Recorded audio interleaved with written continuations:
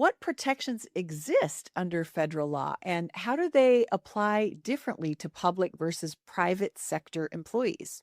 So there are, so I, earlier in this episode, I talked about employment at will, and there is a fourth exception. I mentioned three that apply to private employment, but in government, there is a due process requirement, and there are some additional laws that apply to protect government employees, right?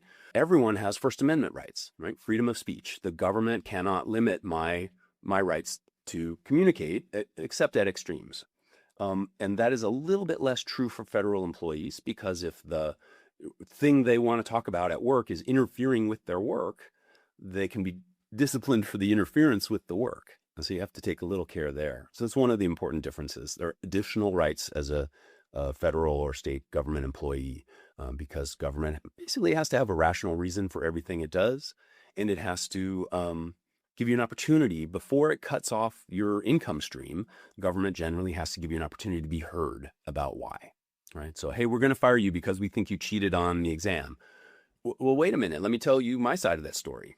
That's what you get in government before termination, although much more formally done, of course. In private employment, that's not required at all.